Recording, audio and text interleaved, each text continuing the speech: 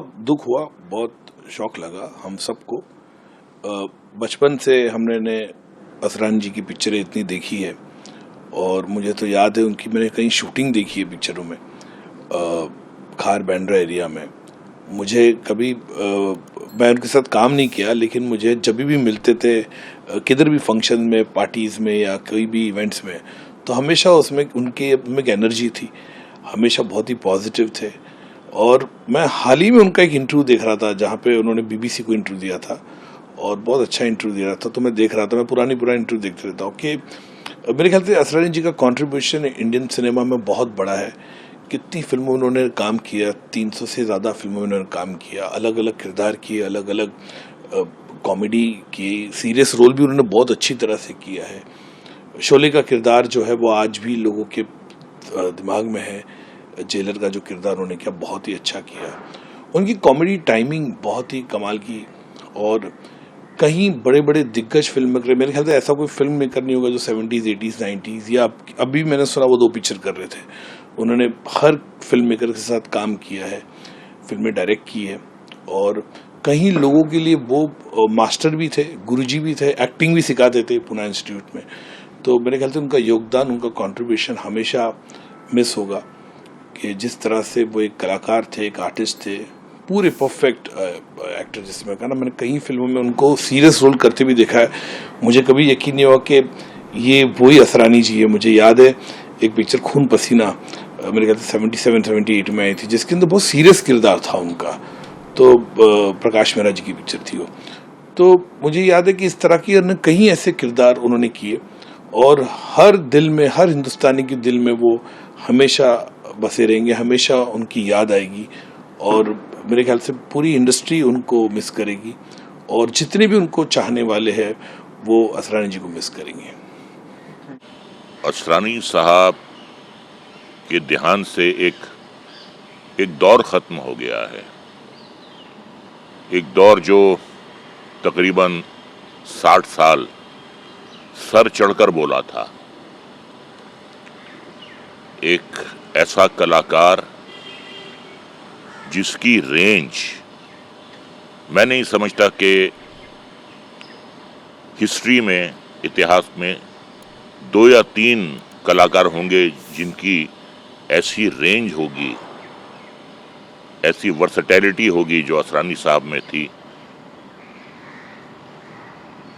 आप उन्हें comic role दे दें, आप उन्हें विलनिश रोल दे दें, आप उन्हें सीरियस रोल दे दें, और बहुत सी गुजराती फिल्मों में वो एज ए हीरो भी आए, हिंदी फिल्मों में भी हीरो आए, और जो रोल भी उन्होंने किया बहुत ही कामयाबी से किया। तो he was a power house performer. इतना टैलेंट बहुत कम लोगों में होता है। मेरा उनसे रिश्ता बहुत पुराना है। मैंने जब पहला कदम रखा था film and television institute of India में 1969 में, तो वहाँ हमारे वो टीचर थे, हमें मूवमेंट, इमेजिनेशन और डिक्शन की कोचिंग करवाते थे। बहुत ही गंभीर रहते थे। कभी हमें अंदाज़ा नहीं था कि आगे चल के ये इतने बड़े कॉमेडियन साबित होंगे। और मेरे कई रिश्ते थे उनके साथ। एक तो गुरु चेला का रिश्ता था, फिर मैं उनका को एक्टर था, नमक हराम में हमने साथ काम किया। उसके बाद उनकी डायरेक्शन में मैंने काम किया फिल्म दिल ही तो है में, और हमने शोज भी बहुत साथ किए।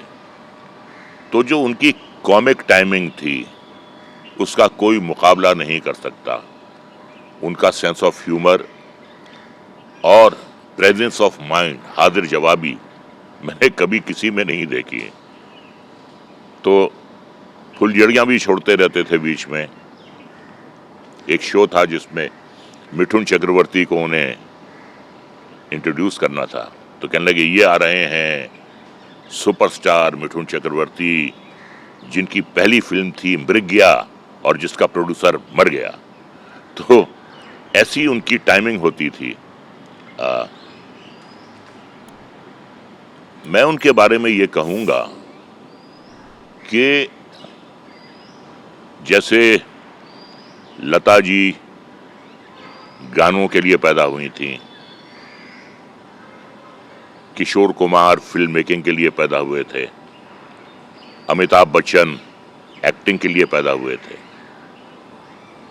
असरानी साहब भी एक्टिंग के लिए पैदा हुए थे। और ना सिर्फ उन्होंने एक्टिंग की बल्कि उन्होंने भरपूर मनोरंजन किया। जिसने बहुत शानदार जिंदगी जी, जिसने हर किस्म के रोल बहुत ही खुश असलूबी से निभाए और जो कैमरे के सामने और कैमरे के पीछे लोगों को हंसाता रहा, लोगों का मनोरंजन करता रहा। और जो एक उनका आइकॉनिक रोल है अंग्रेजों के ज़माने का जेलर, वो तो अमर हो गया है, रोल अमर हो गया है। तो कहने का मतलब यह है कि रोल छोटा नहीं होता या बड़ा नहीं होता, कलाकार बड़ा या छोटा होता है। और उन्हें जितना भी काम मिला उनके टैलेंट के बलबूते पर मिला, उनकी कॉमिक टाइमिंग की महारत के लिए मिला। और बहुत ही कोऑपरेटिव इंसान थे, कभी उनके बारे में कोई शिकायत नहीं सुनी, कमिटमेंट के पक्के थे। और जब शोज करने जाते थे हम लोग साथ तो बहुत मनोरंजन करते थे लोगों का। बस यही कहता हूं कि असरानी साहब, आप चले तो गए हो, लेकिन जाते जाते एक शेर आपकी नजर करूंगा कि यूं तो आते हैं लोग जाते हैं, यूं तो आते हैं लोग जाते हैं, जिंदगी में हजार हाल, लेकिन इनमें कुछ ऐसे लोग होते हैं दिल पे जो नक्श छोड़ जाते हैं, यूं तो आते हैं लोग जाते हैं। ताजा खबरों के लिए लाइक, फॉलो और YouTube पर सब्सक्राइब कर बेल आइकन दबाएं। साथ ही ताजा अपडेट्स के लिए स्वदेशलाइव.com पर विजिट